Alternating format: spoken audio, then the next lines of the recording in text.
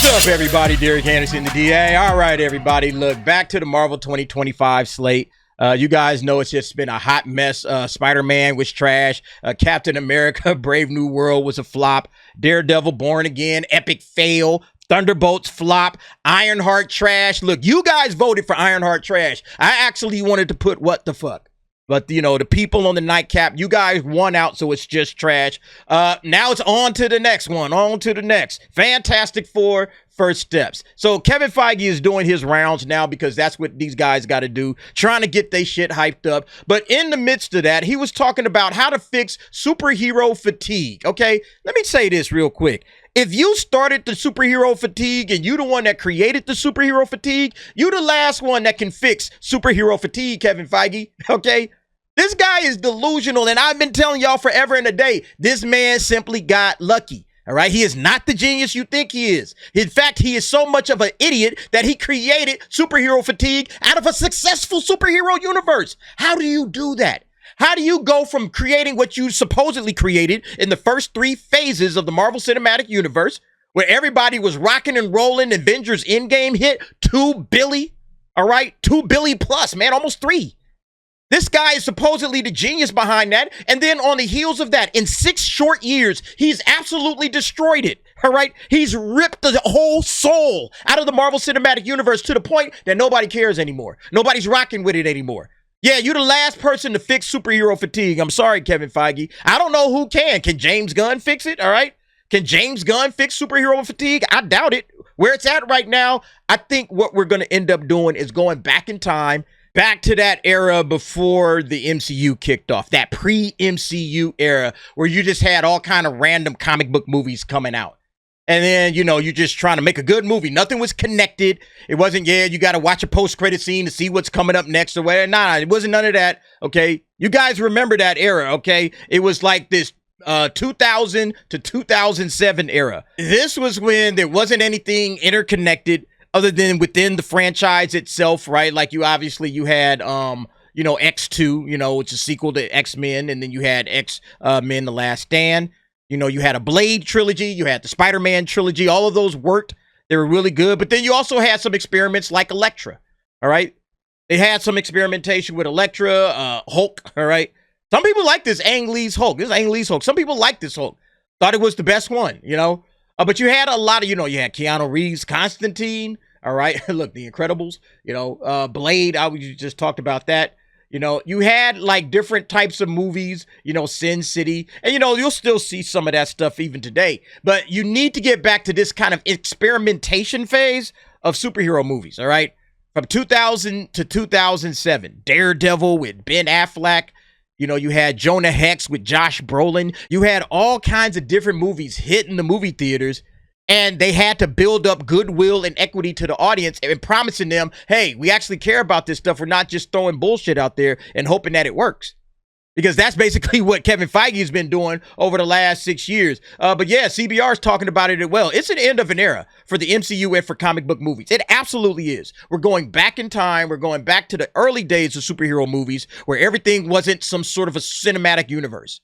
That's what Kevin Feige needs to do. He needs to focus over there. So what do you think Kevin Feige is going to do in order to fix the MCU? Making less. You see what I'm saying? You see what I'm saying? When I tell you Kevin Feige got lucky, the only thing he thinks he needs to do is just make less crap. Oh, if we just throw out less trash, you know, people will like it more. No, they're just not going to pay attention at all. You got to go back and win the fans back. You got to win the goodwill of your audience back. And you're not going to do that simply by making less. You got to make better stories. You got to go get storytellers. You got to do what? Listen to the fans. You got to listen to the fans. All right, Feige? It's not just enough to say, oh, you know, we'll just be making 2 or 3 movies a year. Some years it'll be 1. Some years it'll be 3. We'll be down to a single live action show a year. That's not enough. You got to make better shows. Great shows. The first couple of eras of the MCU were phenomenal. Specifically phase 1. Those 2 Iron Man movies, The Incredible Hulk, Captain America, Thor, and the Avengers, that's the best way to start a cinematic universe. You couldn't ask for anything more. But again, Kevin Feige thinks, I just got to make less shit, all right? And then he's seeing some hope because Superman is crossing $407 million worldwide. look at Superman. It's clearly not superhero fatigue. It's like, come on, bro. Are you that stupid? Are you literally that stupid? Superman is going to make bank regardless.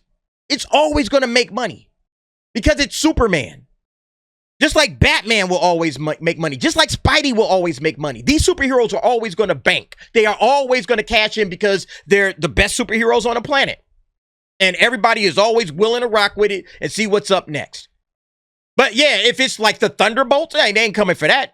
Or your knockoff Captain America or Miss Marvel or some bullshit like that, your MCU garbage, all the garbage that you've been trying to push out there, they're not going to rock with it. So yeah, you can't try to use Superman as some sort of an example that superhero fatigue isn't happening. Again, like I said, it's just Marvel fatigue. People are tired of Marvel. They're almost willing to give anything else a shot. But Marvel is just too steeped into the ideology. He says here, Feige doesn't have any regrets with regards to the overabundance of the MCU on Disney Plus and in theaters. It's the only franchise in the world that can boast a $31 billion gross. While the Bob Chapek-led era of Disney championed a multi-billion-dollar spend on streaming content, the Bob Iger era has been vigilant about course-correcting that, realizing that too much of a good thing can certainly damage the first vital window of any Disney movie, that being theatrical. Well, yeah, again, that's true. Everything he's saying is true, but Kevin, you was the one that was behind it all. You can try to blame Bob Chapek if you want to, and that's fine. Yeah, maybe Chapek went a little bit too far in a few places. But what about the crap you were putting out? All right? If you gave us nothing but good stuff like, oh my God, every single time the Marvel Cinematic Universe does something, I'm blown over. I'm amazed. This is incredible, man. I can't wait to see the next thing. Then, yeah, even though there was a lot, people would have probably been okay with it, especially if you started to slow down. It's like, all right, man, bro, you giving me too much of a good thing. If you slow down, that's perfect. All right. 3 or 4 or maybe 5 projects a year, I'm good. I don't need much more than that. But this dude was giving us like 8, 9, like how many is this again? 9 projects in a year, and most of them are trash.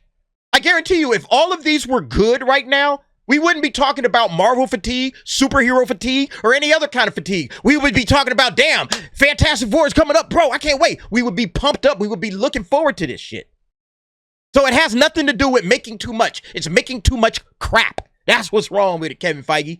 Sheesh. And look, he talked to the Hollywood Reporter as well about it. Yes, Kevin Feige knows Marvel made too many movies and shows and the other things they did wrong. Says here, from the first Iron Man in 2008 to Endgame in 2019, Marvel produced around 50 hours of screen storytelling. In the 6 years since Endgame, the number jumped to an astounding 102 hours of movies and television, 127 hours if you include animation. We talked about this. We talked all about this. 50 hours of screen storytelling in 11 years. And then in the 6 years after that, in half the time, a little over half the time, they doubled that. They doubled that in 6 years. That's crazy. But that's Kevin Feige. And look, he says, that's too much. Well, Kevin, you the one that greenlit it, G. You the one that greenlit all of this stuff, and you're the one that said, hey, we need to put that out there. So why did you greenlight so much crap? Oh, you can blame Bob Chapek. Nah, bruh. Don't try to pass the buck. Take ownership, all right? Take ownership. That's part of the problem. These guys always want to point the fingers at other crap and never at themselves and say, yo, we did a bad job with the Marvel Cinematic Universe. You guys rocked with us for those first 3 phases. We apologize for destroying phases 4, 5, and 6. We're going to try to get back on track with the next one, okay? Stay with us. Give us some time. We know we messed up. We're going to try to course correct. Trust me, it's going to be a lot better, but we acknowledge it was us. And it was not just the fact that we made too much crap. It was also the fact that we was telling MCU woke garbage, stereotypical woke Hollywood nonsense. That's what we were doing. We apologize for that. We fired all the activists and we're moving in a completely different direction. Wouldn't that be refreshing to hear one of these studio jackasses say something like that? Be like, bro, thank you, because look, we already know, but it's just good to hear you acknowledge it. Now, you still, on the clock. You got to make sure that you get the job done, but at least you're not trying to gaslight us. Because if there's one thing I can't stand, it's the damn gaslighting, man. It's absolutely ridiculous.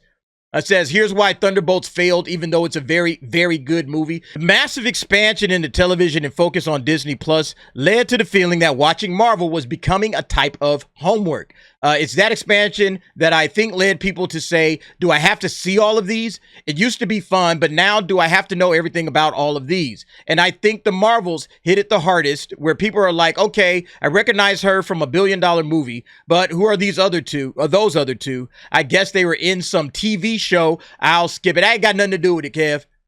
That ain't got nothing to do with it, Kev. See, this is why I'm be telling you, Kevin Feige don't understand his own damn franchise. He doesn't understand why people went and watched this. He's talking about Captain Marvel, obviously, $1 billion movie. Oh, well, people recognized her. Well, why didn't they go and see the sequel? Did you think about that, Kev? Why didn't they go and watch the sequel, which is the Marvels? Why? Why did the Marvels only make $200 million from $1 billion? Because nobody gives a fuck about Carol Danvers, sir. Have you thought about that for a minute? Have you considered that nobody gives two cotton-picking shits about Carol Danvers or the Captain Marvel or Tiana Paris, what's her face, Monica Rambeau? Did you consider that part? Yeah, she was in $1 billion movie, and it was only $1 billion because it was sandwiched between Infinity War and Endgame, and everybody thought they had to go and see it to understand what was coming up in Endgame. That's it. That's all. That's why it was $1 billion. And you know this. You know this to be the case. Kevin Feige is out here trying to gaslight people. Oh, well, you know, it's because nobody knew who these characters were from the TV shows, so nobody went to see the sequel to $1 billion movie. Bruh, this is the problem. This guy thinks that he can pull the wool over your eyes and mine. And we see it for what it is. No, nobody likes Carol Danvers. That's why, even though Thunderbolts was a good, very, very good movie in your eyes, nobody went to see the Thunderbolts because nobody cared about Yelena, who was the star of the show. Nobody cares about this character, G. That's it. That's all. There's nothing more to it than that. If they care about the character, they'll go and line up and watch the movie. Nobody cared about Captain Marvel or Carol Danvers. The only reason they went to see that is because of Infinity War and Endgame. Put that movie at anywhere else in the Marvel Cinematic Universe timeline, and it does exactly what the Marvels did. $200 million, if it's lucky. I personally think the Marvels should have made less. Bruh. But yeah, look, guys, this is what I'm telling you, man. Kevin Feige, the guy that's putting all of this shit together, is thinking he knows how to fix the Marvel Cinematic Universe. Ain't no fixing the Marvel Cinematic Universe with Kevin Feige at the helm, okay? It's just like there ain't no fixing Disney Star Wars as long as Kathleen Kennedy and Dave Filoni and everybody over there at Lucasfilm is running the show. You gotta clean house. You gotta fire all of these people. Kevin Feige actually has a better shot, but he's got to bring in some guys that know the comics, and he's got to start listening to his audience. He's got to do what? Listen to the fans. Listen to the fans, and you can't go wrong. I've been screaming it for the last 3 years. Anyway, y'all let me know what y'all think about it. Go ahead, jump down in the comments. Give me your thoughts and opinions on that. And thanks for watching. See you next time.